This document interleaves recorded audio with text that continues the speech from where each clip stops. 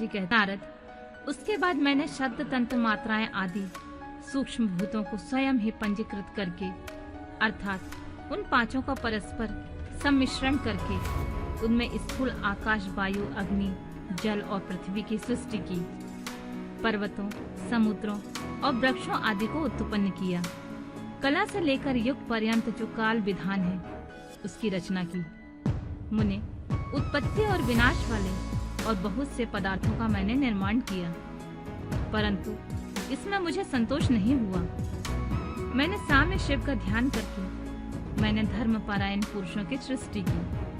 अपने दोनों नेत्रों से मरीचिकों को, हृदय को, मृग को, शिर से अंगिरा को, व्यान वायु से मुनिश्रेष्ठ पुलह को, उदान वायु से पुलस्त्य को, समान वायु से वशिष्ठ को, अपान से कृतु को, दोनों कानों से आद्रि को, प्राणों से दक्ष को, बोध से तुमको, छाया से कर्मद मुदि को तथा संकल्प से समस्त साधनों के साधन से धर्म को उत्पन्न किया। मुनिश्रेष्ठ, इस तरह उन उत्तम साधकों की सृष्टि करके महादेव जी की कृपा से मैंने अपने आप को कृतार्थ माना।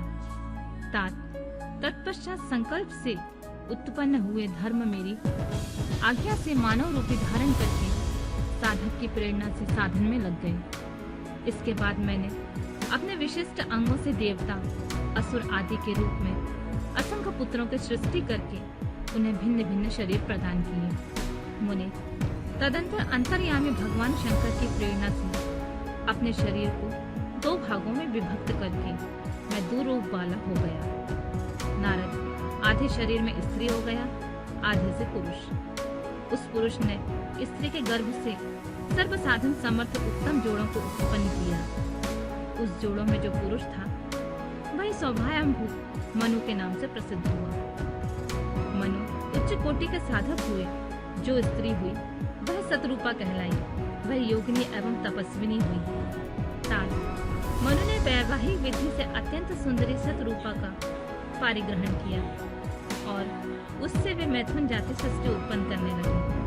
उन्होंने शतरूपा से प्रियवत तथा उत्तानपाद नामक 2 पुत्र और 3 कन्याएं उत्पन्न की। कन्याओं के नाम आकृति, देवहूति और प्रसूति। मनु ने आकृति का विवाह प्रजापति रुचि के साथ किया।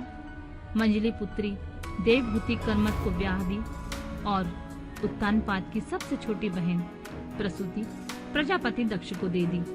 उनकी संतान परंपराओं में समस्त चराचर जगत व्याप्त है। रुचि से आकृति के गर्भ से यज्ञ और दक्षिणा नामक स्त्री पुरुष का जोड़ा उत्पन्न हुआ। यक्ष के दक्षिणा से 12 पुत्र हुए। मुने, कर्मत द्वारा देवहूति के गर्भ से बहुत से पुत्रियां उत्पन्न हुई। दक्ष के प्रसूति से 24 कन्याएं हुई। उनमें से श्रद्धा आदि 13 कन्याओं के विवाह दक्ष ने धर्म के साथ कर दिए। मुनीश्वर, धर्म की उन पत्नियों के नाम सुनो। श्रद्धा, लक्ष्मी, धृति, तुष्टि, पुष्टि, मेघा, क्रिया, बुद्धि, लज्जा, वसु, शांति, सिद्धि और कीर्ति, ये सब 13 हैं। इनमें छोटी जो शेष 11 सुलोचनाएं कन्याएं थीं, उनके नाम इस प्रकार हैं: स्वाति, सती, संबुधि, स्मृति, प्रीति, क्षमा, संतति, अनसूया, ऊर्जा, स्वाहा और स्वधा। भृगु, शिव, मारीच, अंगिरा मुनि, पुलस्त्य, पुलह, मुनिश्रेष्ठ कृतु, अत्रि, वशिष्ठ, अग्नि और पितरों ने क्रमशः इन ख्याति आदि कन्याओं के साथ पारिग्रहण किया। भृगु आदि मुनिश्रेष्ठ साधक हैं। इन संतानों से चराचर प्राणियों सहित सारी त्रिलोकी भरी हुई है। इस प्रकार अंबिकापति महादेव की आज्ञा से अपने पूर्व कर्मों के अनुसार बहुत से प्राणी असंख्य श्रेष्ठ द्विजों के रूप में उत्पन्न हुए। कल्प भेद से दक्ष की 7 कन्याएं बताई गई हैं। उनमें से 10 कन्याओं का विवाह उन्होंने धर्म के साथ किया। 27 कन्याएं चंद्रमा को ब्याह दी और विधि पूर्वक 13 कन्याओं का हाथ दक्ष ने कश्यप के हाथ में दे दिए।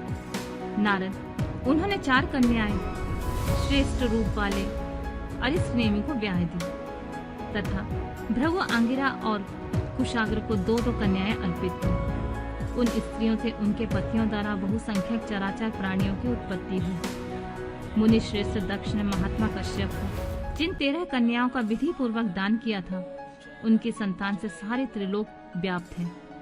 स्थावर और जंगम कोई भी सृष्टि ऐसी नहीं है जो कश्यप की संतानों से शून्य हो। देवता, ऋषि, दैत्य, वृक्ष, पक्षी, पर्वत तथा तृणलता आदि सभी कश्यप पत्नियों से पैदा हुए हैं। इस प्रकार दक्ष कन्याओं की संतान से सारा चराचर जगत व्याप्त है। पाताल से लेकर सत्यलोक पर्यंत समस्त ब्रह्मांड निश्चित ही उनकी संतानों से सदा भरा रहता है, खाली नहीं होता। इस तरह भगवान शंकर की आज्ञा से ब्रह्मा जी ने भली भांति सृष्टि की। पूर्व काल में सर्वव्यापी शंभु ने जिन्हें तपस्या के लिए प्रकट किया था, तथा रुद्रदेव ने त्रिशूल के अग्रभाग में रखकर जिनकी सदा रक्षा की, वे ही सती देवी लोकहित का कार्य संपादित करने के लिए दक्ष से प्रकट हुई थी। उन्होंने भक्तों के उद्धार के लिए अपनी लीलाएं की। इस प्रकार देवी शिवा सती होकर भगवान शंकर से ब्याही गईं, किंतु पिता के यज्ञ में पति का अपमान देखकर उन्होंने अपने शरीर को त्याग दिया और उसे ग्रहण नहीं किया। वे अपने परम पद को प्राप्त हो गईं। फिर देवताओं की प्रार्थना से वे शिवा पार्वती रूप में प्रकट हुई और बड़ी भारी तपस्या करके पुनः भगवान शिव को उन्होंने प्राप्त कर लिया। मुनीश्वर, इस जगत में उनके अनेक नाम प्रसिद्ध हुए। उनके कालिका का, चंडिका, भद्रा, चामुंडा, विजया, जया, जयंती, भद्रकाली, दुर्गा, भगवती, कामाख्या, कामदा, अम्बा, मृडानी और सर्वमंगला आदि नाम से, जो भोग और मोक्ष देने वाले हैं। ये सभी नाम उनके गुण और कर्मों के अनुसार हैं। मुनि श्रेष्ठ नारद, इस प्रकार मैंने सृष्टि क्रम का जो तुमसे वर्णन किया है, ब्रह्मांड का यह सारा भाग भगवान शिव की आज्ञा से मेरे द्वारा रचा गया है। भगवान शिव को परब्रह्म परमात्मा कहा गया है। मैं विष्णु और रुद्र, ये तीनों देवता गुण भेद से उन्हीं के रूप बतलाए गए हैं। वे मनोरम शिवलोक में शिवा के साथ स्वच्छंद विहार करते हुए भगवान शिव स्वतंत्र परमात्मा है। निर्गुण और सगुण भी वे ही है।